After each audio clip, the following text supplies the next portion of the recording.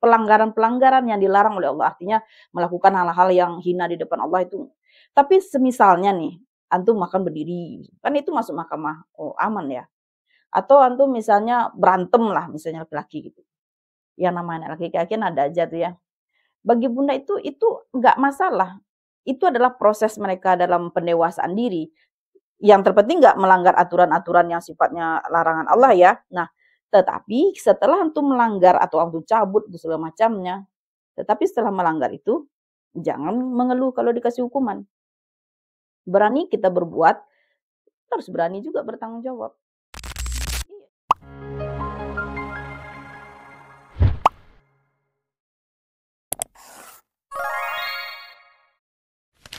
Iya, jadi kalau kamu cuman melanggar aja, setelah itu kamu dibotak, habis itu marah sama ustadz, itu nggak fair jiwanya seperti itu. Jadi kalau kamu melanggar, disuruh pakai khimar, ya udah terima dengan senang hati, karena itu memang wujud dari hukuman dari pelanggaran kamu gitu. Nah itu. Kan nggak ada juga orang bilang, masuk mahkamah tuh hina sekali, masuk mahkamah, setelah masuk mahkamah tuh kita merasa direndahkan oleh teman. Enggak bagi Bunda enggak. Kalau nggak masuk mahkamah tuh kita nggak ngerasakan bagaimana indahnya hidup di pondok. Iya kan? Karena hukuman itu merupakan salah satu proses pendidikan iya, juga ya, hukuman Bun. itu ya. Tergantung kita gimana bisa Iya. ngambil sisi positifnya Iya, aja ya, iya. Bun. Nah dulu itu jenis-jenis hukumannya gimana tuh, Bun? Jenis hukumannya, wah tapi dulu agak berbeda ya dengan sekarang ya. Kalau sekarang kan sikit-sikit ham apa segala macam. Anak sekarang tuh lebih cenderung cengeng ya. Kalau dihukum atau bagaimana, mereka agak sedikit ngadu atau bagaimana ya. Antum tahu Bunda pernah dulu kena pukul sama ustadz? Karena apa itu, Bun? Ketika itu sebagai OPPM, ketua OPPM tentu kita memiliki tanggung jawab agak berbeda dengan bagian-bagian lain gitu kan. Jadi kalau dulu kan sekolahnya tuh ke kampus 1. Jadi pagi-pagi itu memang adok itu harus kita suruh ke kampus 1. Nah ketika itu Bunda terlambat gara-gara memang adoknya ada yang agak lelet. Berarti asramanya di kampus 2, belajarnya di kampus 1. Iya, dulu masih ingat Bunda namanya Ustadz itu Ustadz Antis ya. Beliau mudah-mudahan beliau sehat selalu sekarang ya. Kita doakan ini pelajaran berharga yang diberikan Ustadz Antis kepada Bunda. Kalau kita harus lebih disiplin gitu kan. Lalu ketika mau pergi ke kampus 1 itu kan beliau kan udah berdiri di sana. Lalu apa beliau lakukan? Beliau pukul kaki Bunda ketika itu pakai kayu yang seperti paha ayam itu. Antum tahu yang bambu yang agak ada kayak besar itu dinya? Ya, bambu itu dipukullah kaki Bunda nih. Sampailah ketika baru pertama kali Bunda kena pukul ya, karena orang tua Bunda memang nggak ada mukul nyubit itu nggak pernah gitu kan.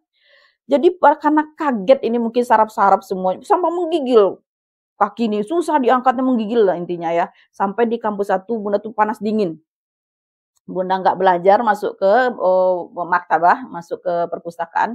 Bunda izin sama Ibu Epi ketika itu, Ibu Yulia boleh istirahat nggak di maktabah, di perpustakaan. Kenapa Yulia kayak badan Yulia kurang enak gitu kan. Nah, akhirnya Bunda istirahat di sana gitu.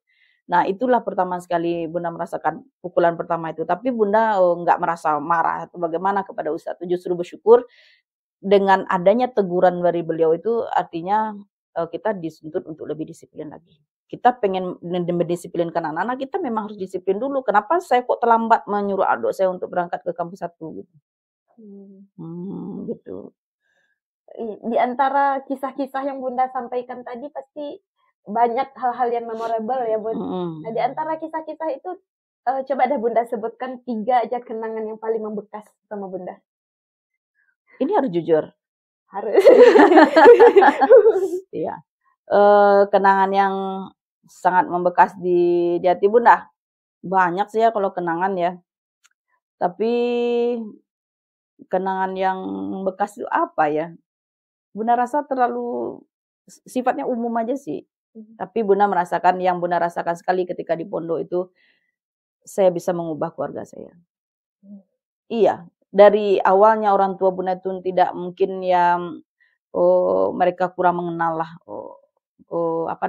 kehidupannya agak lebih bagaimana gitu kan. Alhamdulillah setelah kita masuk pondok itu Bunda merasa keberadaan Bunda sebagai santriwati yang diniyah ini dan hadir di tengah keluarga itu membuat kita lebih ketika itu bisa bersatu bersama, artinya bisa saling memberikan hal positif ketika itu pada keluarga. Itu yang sangat terkesan sekali bagi Bunda. Ketika Bunda masuk, artinya ilmu yang kita dapatkan sedikit itu bisa membuat orang-orang di rumah kita sendiri itu menjadi lebih baik lagi daripada biasa. Dan Bunda rasakan sampai sekarang. Luar biasa sekali. Iya, harapan kita kan seperti itu ya. Ketika kita mendapatkan sesuatu yang kita dapatkan itu bisa kita bagikan di keluarga kita dulu, maunya kan? Nah, seperti itu. Nah, khairun nasi anfa'uhum Iya, gitu. Walaupun Yulia Nengsi ketika itu masih kecil ya.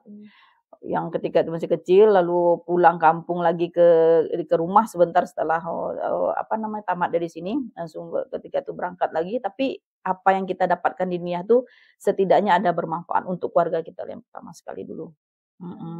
Bunda waktu itu tamat tahun berapa itu, Bun? Tahun 98. 98. Iya. Habis Bunda lulus dari pondok, Bunda apa yang Bunda lakukan waktu itu? Apakah Bunda langsung kuliah atau gimana, Bun? Ya, 98 itu sebenarnya tamat di Diniyah ya. Bunda itu di hati paling kecil nih, Bunda tuh pengen mengabdi sebenarnya. Pengen sekali mengabdi itu karena Bunda gimana ya, dulu itu kalau pulang kampung setelah ujian itu bukannya merasa senang ya seperti anak-anak sekarang tuh kalau bisa mau pulang gitu ya. Dulu Bunda sering nangis kalau liburan itu. Kenapa itu, Bun? Nggak tahu, ada rasa, aduh, berpisah dengan pondok tuh dulu berat. Apa nggak ada yang menarik di ketika liburan tuh bagaimana? Intinya bukan sesuatu yang dipengenkan sekali lah yang namanya libur itu gitu. Jadi ada rasa rindu yang luar biasa di pondok ketika itu kan. Nah, ketika Bunda tamat dari Diniyah, 1 hari Bunda di rumah ketika itu, orang tua Bunda tuh langsung ngajak Bunda ke Jakarta. Kan Bunda sampaikan Bunda dulu itu kan kalau mengabdi itu kan di awal pertama itu memang ada beberapa orang yang dipilih untuk mengabdi dan salah satunya Bunda juga ketika itu kan. Cuman entah mungkin orang tua memiliki pemikiran yang berbeda sehingga ketika itu Bunda diajak ke Jakarta untuk kuliah gitu. Ketika itu Jakarta lagi bergolak ya, penurunan Presiden Soeharto ketika itu. Ya, berbarengan dengan hal itu. Antum tahu bagaimana sedihnya Bunda waktu itu meninggalkan pondok? Sedih sekali. Benar-benar sedih sekali. Masih ingat sekali Bunda dijemput ke sini sama Om Bunda, bukannya sama orang tua Bunda ya. Banyak barang-barang yang Bunda tinggalkan karena Bunda berbohong kepada adik-adik itu ketika itu kalau Bunda cuma pulang. Jadi banyak barang-barang yang Bunda tinggalkan saja karena Bunda waktu itu sampai kasur, buku-buku itu banyak. Cuma beberapa buku yang bisa Bunda sembunyikan masuk ke mobil ketika itu. Antum tahu bagaimana Bunda sedihnya 1 hari di rumah langsung berangkat ke Jakarta itu? Apa yang Bunda bawa ke Jakarta itu? Yang Bunda bawa ke Jakarta itu adalah buku-buku pondok. Kira-kira kalau Bunda ke Jakarta, Munjid, Fathur Rahman, Bulughul Maram itu gunanya buat apa ketika itu sama Bunda? Karena Bunda kuliah juga ketika itu nggak keinginan sendiri jatuhnya gitu ya. Karena Bunda memang pengen sekali di pondok ketika itu. Bunda pengen mengabdikan diri Bunda misalnya setahun lah, minimal setahun lah di pondok. Setelah itu mungkin ada apa gitu segala macamnya gitu, mencari pengalaman dulu gitu. Tapi nyatanya takdir menggiring kita berangkat merantau ya. Badan Bunda tuh masih kecil ketika itu. Tinggal di kota besar. Ketika itu buku, pondok, munjid, dan segala macam tuh Bunda bawa. Saking Bunda cintanya terhadap ilmu kita Bunda di pondok tuh Bunda, bahkan catatan-catatan itu Bunda bawa semua. Rasanya tuh Bundanya buat apa kalau orang mikir zaman sekarang ya mungkin catatan dia kelas berapa aja nggak ada lagi kali. Tapi Bunda bawa waktu itu merantau. Bunda masuk di kos-kosan itu pun Bunda bawa. Bunda bawa terus kemana Bunda tinggal tuh Bunda tentengin tuh buku-buku pondok semuanya. Sampai akhirnya Bunda kuliah itu pun jurusannya enggak Bunda yang berkeinginan. Kebetulan memang ada orang satu kampung dengan papa Bunda ketika itu ya. Dia dimintain tolong untuk masukkan Bunda kuliah di sana. Maksudnya tuh gimana lah caranya segala macamnya ya. Akhirnya Bunda dia aja yang ngisiin gitu formulirnya tuh. Bukan atas ini Bunda ya. Dia masukkan di Fakultas Dakwah jurusan bimbingan penyuluhan. Itu pun karena dia itu diambilnya jurusannya, karena dia tamat di fakultas itu dia masukkanlah itu. Dan itu enggak ada sama sekali keinginan Bunda. Akhirnya benar kuliah itu benar-benar Bunda merasakan kuliah itu hanya untuk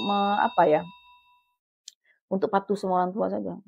Bukan karena keinginan Bunda sendiri gitu. Antum bayangkan ya bagaimana Bunda kecil hidup di kos-kosan. Ya hidup di kos-kosan ketika itu menjalani kehidupan di di Jakarta ketika itu di UIN Syarif Hidayatullah ya, ngekos di sana. Dan waktu kos di sana tuh Bunda bukan tipe orang, ini satu yang agak-agak berbeda Bunda sedikit ya. Bunda bukan enggak pandai meminta ini. Meminta itu Bunda enggak bisa gitu. Sehingga ketika itu uang kosan apa segala macam tuh orang tua Bunda tuh mikir udah selesai semuanya sama Bunda punya kakak di sana. Sementara Bunda bukan tipe orang yang suka minta ini, nggak suka kan. Akhirnya Bunda bekerja. Sedang kuliah. Bunda bekerja di Jakarta Pusat. Tepatnya ketika itu kebetulan kakak Bunda tuh dia seorang ini ya, ya berusaha dalam bidang berdagang lah. Itu ada di Sleepy Jaya Mall, di Atrium Senen Mall, habis itu juga di Gelanggang mahasiswa banyak lah ketika itu dibikin usaha distro ketika itu ya. Dan dia ketika itu sibuk itu, apalagi di Atrium Mall itu banyak sekali customernya dari orang-orang Arab ketika itu. Kan banyak orang-orang customernya di sana. Kebetulan Bunda bisa berbahasa Arab, Bunda bantulah dia itu kerja. Ya, antum tahu nggak gaji yang diberikan kepada Bunda itu lebih kecil daripada gaji yang diberikan kepada karyawan yang lain. Disiplinnya bekerja tuh luar biasa. Masuk jam sekian, pulang jam sekian. Dan itu pulang itu dari Jakarta Pusat ke Jakarta Selatan itu, Bunda naik apa? Naik Kopaja. Jam berapa Bunda pulang? Jam 10 malam baru nyampe di kos-kosan. Antum tahu bagaimana geliat kehidupan orang di Atrium Senen itu? Prostitusi, segala macam di sana tuh lengkap. Lengkap. Bunda melihat transaksi orang antara seorang ibu menjual anak gadisnya itu udah biasa. Udah biasa setiap harinya. Dan Bunda melayani customer itu orang Arab membawa gadis-gadis Indonesia ini untuk mereka belanja di tempat kita itu udah biasa. Itu juga menjadi karena Bunda bisa melayani dengan bahasa Arab, mereka menjadi suka belanja di situ. Nah, itu ya. Tetapi memang kalau nggak Dinia yang menanamkan keimanan kepada Bunda ketika itu, mungkin Bunda mau cari jalur aman juga. Karena mendapatkan duitnya sebentar, ya kan? Kan maksiat itu sebentar dapat duitnya seperti itu. Tapi alhamdulillah, kakak Bunda tuh orangnya luar biasa ya. Mendidik itu tidak dengan, sebenarnya kalau kita pikir-pikir, dia memberikan lebih kecil secara salary, memang dia ngasihkan kecil kepada Bunda ya. Tetapi mungkin dia perhatian dari bidang ini, uang ini segala macamnya gitu kan. Tapi memang dia memberikan disiplin tuh lebih kepada adik-adiknya ketimbang kepada karyawannya. Dan itu Bunda rasakan setelah dia tiada. Setelah dia beberapa tahun ketika itu, setelah Bunda berumah tangga ketika itu ya, Bunda mulai bikin usaha sendiri. Merintis dari nol usaha sendiri. Nggak ada bantuan orang tua segala macam tuh nggak ada dalam kamus kita tuh. Benar-benar merintis dari nol. Mulai dari nol kita berusaha sendiri, akhirnya Bunda bisa membuka usaha yang sama juga sama dia, dan tapi agak ada berbedanya, Bunda ada aksesorisnya juga ada, Bunda ada juga aksesoris motornya juga ada ketika itu ya. Nah, itu kalau nggak dari kedisiplinan yang diterapkan oleh saudara kita dulu sebelum beliau meninggal, mungkin Bunda nggak sampai ke titik situ. Itu ada hikmahnya ketika itu. Nah, Yulia kecil yang tadi Bunda ceritakan itu benar-benar hidup gimana ya? Gak seperti anak mahasiswa lainnya yang kuliah pulang dari kampus masuk ke kosan ya ngobrol apa tidak begitu Bunda. Itu dari kampus Fakultas Dakwah yang paling belakang itu berjalan ke depan, lari-lari mengejar mobil patas itu dari Jakarta Selatan ke Jakarta Pusat kerja setiap hari. Seperti itu. Sehingga apa yang ditanamkan oleh Dinia itu benar-benar terasa sekali. Kalaulah tidak iman yang ditanamkan oleh Al-Ustadz Nawazim Mukhtar beserta Ustadz di awal-awal Bunda di pondok itu, mungkin nggak tahu lah apa yang terjadi pada diri. Insya Allah, alhamdulillah masih istilahnya tertanamlah di hati gitu. Berarti bekal yang Bunda dapat di pondok itu berguna sekali. Berguna sekali. Kalau tidak ada itulah nggak tahu Bunda. Karena yang kita lihat itu orang menyajikan kemudahan. Tapi kan kita sebagai orang yang berpikir, yang beriman kan kita berpikir, masa kita mau ya menggadaikan segala sesuatu yang udah kita ibarat kata ini tanamkan oleh ustaz kita dari dulunya gitu. Ya itu. Berarti ini pelajaran juga untuk santriwati yang masih mondok sekarang. Nggak ada kata rugi. Nggak ada. Sekolah. Nggak ada. Di pondok itu luar biasa. Makanya Bunda sampaikan kepada anak-anak itu, kamu akan mendapatkan sesuatu di pondok yang sederhana ini kalau kamu mau mencari gitu. Iya. Tapi kalau kamu nggak mau mencari, apa yang mau kamu dapatkan gitu? Yang kamu cuman madat-madatin tanah dunia saja. Kamu cuman tidur, belajar, habis itu main. Nggak ada keinginan kamu untuk mencari hikmah dari setiap apa yang kamu rasakan di pondok itu. Rugi, Iya, Bu. rugi sekali. Makanya Bunda dianugerahkan sebagai guru mahfuzat itu anugerah terbesar. Bersyukur sekali. Bukan hanya bisa memberi motivasi kepada anak, setidaknya ini sentilan buat Bunda sendiri. Iya, bahwa hidup itu prosesnya nggak mudah. Hidup itu prosesnya luar biasa yang harus kita ikuti gitu, dijalani gitu. Yang terpenting satu saja, apapun kondisinya, hubungan kita dengan Allah tolong dijaga lebih baik, itu aja. Nggak perlu ya kita banyak memikirkan apa kata orang, tetapi pikirkan saja, asalkan kita tidak mengganggu orang, tidak melakukan sebuah dosa, ya sudahlah. Dunia kita jalanin aja ini kita ya, semampu kita, yang penting hubungan kita sama Allah kita perkuat terus gitu. Gitu. Ella kagum kali sama rasa cinta Bunda sama pondok yang seperti yang Bunda ceritakan. Ya tapi nggak seini. Kalau ada yang menurut Bunda tuh nggak seberapa cinta Bunda ke pondok. Ada tahu nggak penyesalan yang lebih besar bagi Bunda? Kenapa Bunda nggak jadi orang pintar gitu? Seperti Kak Ella. Ya Allah. Ada penyesalan Bunda. Makanya Bunda bilang jangan sampai nanti kamu menyesal. Seperti Bunda sekarang banyak menyesalnya. Kenapa saya nggak jadi orang pintar? Yang kalau saya pintar tuh saya bisa memberikan banyak. Istilahnya tuh sedikit yang tuh bisa kita inikan ke dunia. Sementara sekarang ini dunia yang banyak memberikan kepada Bunda pribadi gitu istilahnya kan. Tapi apa yang saya berikan ke dunia ya rasanya masih jauh sekali. Itu penyesalan terbesar. Tapi insya Allah Bunda dengan keinginan Bunda balik ke pondok insya Allah jadi amal jariah juga. Oh itulah itu kalau mudah-mudahan ya. Gitu. Dan menurut Ella problem santri-santriwati sekarang itu ada di rasa cinta terhadap pondok itu Bun. Karena banyak dari mereka yang bilang ih rugi ngapain sih belajar ini gitu. Menurut Ella itu timbul karena nggak ada rasa cinta ke pondok gitu. Iya. Bun. Kalau rasa cinta ke pondok memang berbeda dong. Orang anak-anak pertama dengan anak-anak sekarang tuh jauh sekali. Rasa memiliki mereka tuh jauh. Sama seperti sekarang yang Bunda rasakan saja. Kalau Bunda dulu karena kita tidak memiliki apa-apa ya, sehingga sekarang lampu nyala saja di siang hari, itu rasanya tuh ya Allah lampu masih nyala aja jam segini. Masih, karena apa? Kita mikir ya Allah terpondok lebih banyak lagi bayar listrik atau segala macam. Ada rasa kalau ada yang terbuang-buang tidak berguna sementara masih bisa dipergunakan, ada rasa deh kenapa aku harus seperti ini terbuang-buang sementara karena kita nggak punya dulu itu gitu. Jadi rasa lebih pengen kalau bisa tuh ya apa yang harusnya tuh apa yang ada sekarang tuh sama-sama dijaga gitu. Kalau anak-anak sekarang kan kadang ya tahulah ya mereka kadang-kadang apa kurang bisa menjaga. Gitu. Nah menurut Bunda dari dulu sampai sekarang apa sih hal yang nggak berubah dan apa hal yang berubah? Yang tidak berubah dari dirinya kesederhanaan. Kesederhanaan. Al-Ustaz Nawazim Mukhtar itu nggak ada yang berubah dari beliau. Bahkan Bunda bingung cari perubahannya. Dari dulu sampai sekarang, ya beliau seperti itu. Dan itu uswah hasanah sekali bagi kami terutama ya. Bunda pun bingung ya, dari dulu sampai sekarang nggak ada yang berubah dari beliau itu nggak ada. Beliau tetap tenang. Diam beliau itu adalah kekuatan juga benar rasa gitu kan. Beliau nggak, gimana ya, ya sederhana seperti sampai di sekarang pun beliau berjalan. Seperti itulah gitu. Yang berubah itu mungkin rasa cinta, rasa memiliki. Rasa memiliki itu memang udah agak sedikit memudar. Kesadaran bahwa pondok itu adalah rumah kita. Kesadaran bahwa pondok itu tempat naung kita tuh emang yang sering kita nyanyi-nyanyikan itu kan, itu yang berkurang. Itu yang berkurang sekali.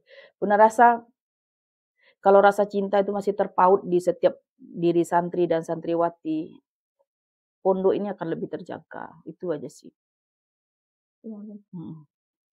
Karena lah ingat pelajaran tarbiyah ya Bun. Hal yang pertama kali ditanamkan ke anak-anak sebelum kita menyampaikan ilmu itu rasa cinta mereka dulu ya Bun. Terhadap ilmu, terhadap pendidikan. Gitu. Cobalah kalau kita nggak suka dengan guru ini, kira-kira bisa nggak kita ilmunya kita dapatkan? Nggak mungkin. Itu aja lah sederhana. Maka perlu kita memberikan apa ya semacam ikatan batin ya antara kita dengan murid kita dulu kan sama santri dulu baru kita bisa menyampaikan ilmu gitu. Makanya Bunda bilang ya rasa cinta itulah yang berkurang. Nah, itu. Ya, kita sama-sama berdoa juga, Bun, mudah-mudahan rasa cinta itu masih Bisa terwariskan harusnya selalu ditumbuhkan ya di diri setiap kita lah, terutama sebagai orang yang memiliki pondok ini bersama-sama gitu. Amin, amin ya rabbal alamin. Ini udah berapa? Kurang lebih 1,5 jam lebih nih, Bun, kita Insya Allah udah 1,5 jam aja. Perasaan baru 5 menit. Hampir 1 jam, Bun. Iya. Dari tadi kayaknya Diniyah Lovers banyak yang salfok nih sama buku yang ada di atas meja ini. Ini merupakan buku biografi Buya Nawazir. Beliau merupakan pimpinan Pondok Pesantren Modern Diniyah Pasya. Dan buku ini menceritakan kisah perjalanan hidup beliau dari kecil hingga sekarang. Dan buku ini merupakan hasil dari inisiatif alumni Diniyah Pasya yang ingin mengangkat kisah hidup beliau. Dan untuk Diniyah Lovers yang penasaran sama buku ini dan mau pesan, silahkan komen di comment section atau bisa hubungi langsung admin IADP Official di akun Instagram kita. Oke? Nah, Bun, sebelum kita say goodbye ini sama Diniyah Lovers, gimana kalau Bunda kasih dulu pesan untuk pertama untuk santri dan santriwati dulu deh, Bun. Karena lah sering kali dengar keluhan dari mereka, jenuh di pondok, pengen cepat-cepat keluar gitu, Bun. Kira-kira apa nih pesan dari Bunda untuk santri maupun santriwati? Untuk anak-anak Bunda yang tersayang, santri dan santriwati semuanya ya, pesan Bunda seperti ini. Kalau kamu pengen sukses, tentu ada proses itu. Tanpa proses, maka semua yang kamu inginkan itu pasti tidak akan bisa sampai. Dan proses itu pasti sulit. Tidak ada proses itu yang mudah gitu. Toh orang kalau pengen nyampe ke atas itu kan harus dari bawah. Nah, proses itu harus kita jalani di pondok dengan baik. Sebetapa banyak pun itu kesulitan yang ada di pondok, tetap istiqomah dengan apa niat kita pertama sekali. Kita ingin mencari baru bisa menemukan. Kalau ingin mendapatkan sesuatu memang harus dicari dulu. Kalau nggak dicari dimanapun, nggak akan ketemu. Apapun yang menjadi tujuan kita itu, ya itu yang harus diwujudkan. Maka pernah dikatakan kalau kamu pergi ke Amerika, tujuan kamu tuh untuk bersenang-senang hal-hal negatif, ya itu akan terjadi.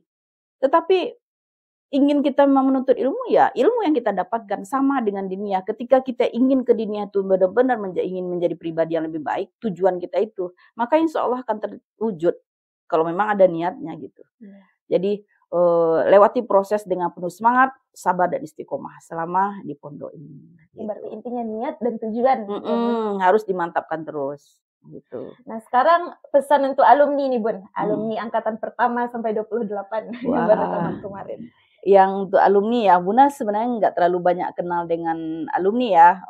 Artinya tuh ya mungkin yang udah alumni beberapa itu udah banyak lupa ya. Tapi intinya pesan Bunda, mari kita pulang lagi ke Diniyah. Sesekali lihat-lihat lagi Diniyah, lihat perkembangan Diniyah bagaimana. Mudah-mudahan alumni semuanya bisa berkontribusi dengan berbagai macam cara untuk memajukan Diniyah kita ini. Itu aja pesannya. Oke, Bun, terakhir untuk podcast kita nih, Bun. Gimana nih kesan Bunda duduk di podcast ini, kemudian apa harapan Bunda untuk podcast ini ke depannya? Podcast ini ya, yang pertama tentu kesannya terima kasih ya sudah mengundang Bunda di sini bercerita sedikit tentang pengalaman beberapa tahun selama di pondok gitu. Tapi sebenarnya belum terungkap semuanya. Belum terungkap. Iya, masih banyak cerita sebenarnya di pondok, tetapi kita rangkum dalam 1 jam ini ya. Bunda merasa bersyukur adanya podcast ini. Setidaknya ini bisa menikah silaturahmi kita lagi, mengingat-ingat masa lalu lagi, mengancang-ancang apa yang akan kita lakukan ke depan lagi, ya kan? Nah, itu aja. Mudah-mudahan podcast ini selalu mengundang orang-orang yang spesial ya. Amin. Yang banyak sekali insya Allah. Mereka tuh punya cerita yang beragam tentang pondok ini dan bagaimana mereka hidup di pondok gitu kayak itu. Terima kasih banyak, Bun. Sama-sama Kak Ella. Tepuk tangan dulu. Terima kasih banyak. Iya. Terima kasih banyak udah sempat hadir di podcast kita, Bun. Terima kasih udah mau share pengalaman menarik Bunda, pengalaman unik Bunda, pengalaman terbaik Bunda selama nyantri di pondok. Mudah-mudahan dapat menginspirasi dan memotivasi kita semua. Amin. Amin ya robbal alamin. Nah, dan untuk Diniyah Lovers, dari kisah-kisah yang disampaikan Bunda tadi, nah kisah mana nih yang menurut kalian paling menarik? Atau kalian juga punya kisah yang mau di-share, mungkin boleh di comment section di bawah ini. Oke? Dan jangan lupa saksikan terus podcast di channel IADP Official. Jangan lupa like, comment, share, dan subscribe bagi yang belum subscribe. Oke, saya Syakila Khairia Idisa Putri sebagai host di segmen kali ini. Pamit undur diri. Assalamualaikum warahmatullahi wabarakatuh.